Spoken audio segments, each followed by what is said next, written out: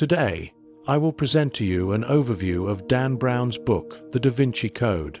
In this gripping novel filled with history, art, and mystery, we explore how secrets that have remained hidden for centuries come to light. Let's get started. Dan Brown's novel, The Da Vinci Code, begins with a murder committed at the Louvre Museum in Paris.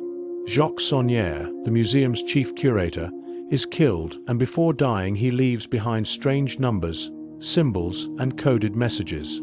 The meaning of these notes is not immediately clear, yet it is sensed that none of them are random. After the murder, symbology professor Robert Langdon is invited to the Louvre to help the police. However, he soon becomes the main suspect in the case. The symbols near Saunière's body at the crime scene are actually like an invitation directed at Langdon. At that moment, Sophie Neveu, who is assumed to be Saunière's granddaughter but later understood to be raised by him, enters the scene. Sophie realizes that the police are trying to blame Langdon, so she tells him that he must escape, and they flee the Louvre together.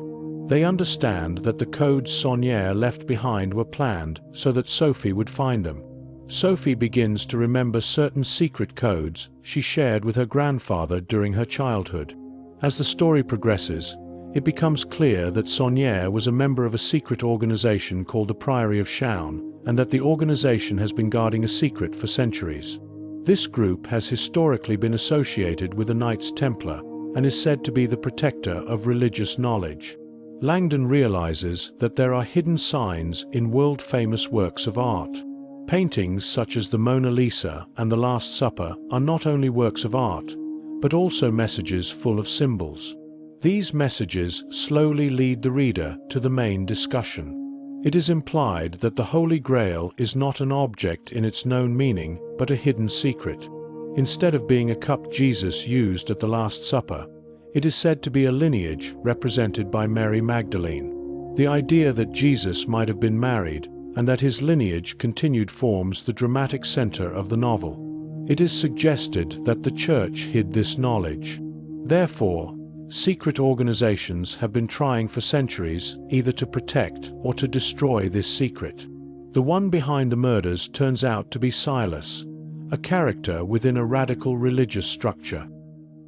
He acts according to his own religious understanding, eliminates those he sees as threats, and tries to reach this secret.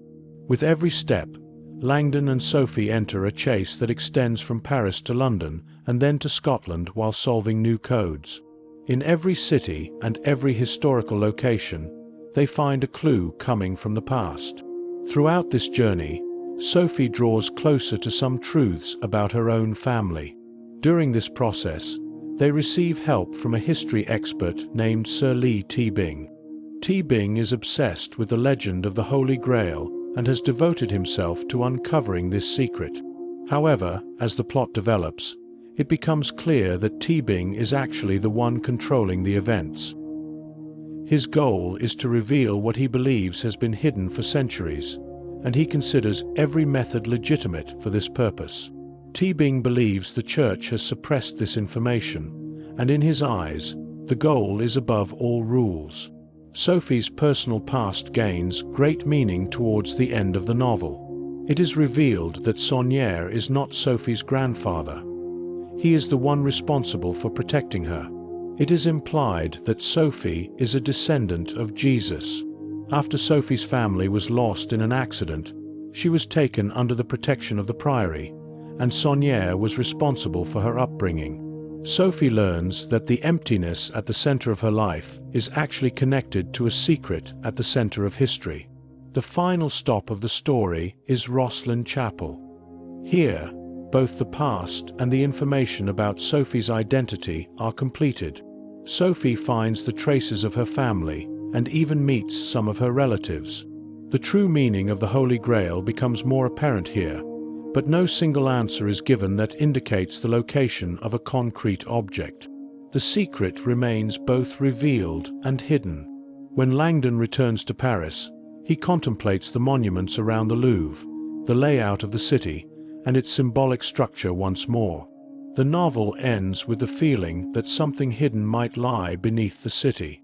Although some questions seem to have been answered, The author deliberately leaves many gaps and awakens a sense of what if in the reader. At the end of the novel, what remains is not whether the secrets have actually been resolved, but rather how much of history has truly been told to us as it is. The characters involved do not reach a clearly good or bad conclusion, because the mystery being told is not a problem that can be explained at a certain point, but a quest that has continued throughout centuries. For this reason, both the characters and the reader are left with the feeling that the truth has not been fully revealed. The Da Vinci Code is not only a detective novel, it is a striking work in which religious and historical structures are questioned, and the mysteries that humanity is claimed to have hidden throughout history are conveyed in the language of fiction. Dan Brown makes the reader ask this question: is history really as it has been told to us, or are there other hidden truths?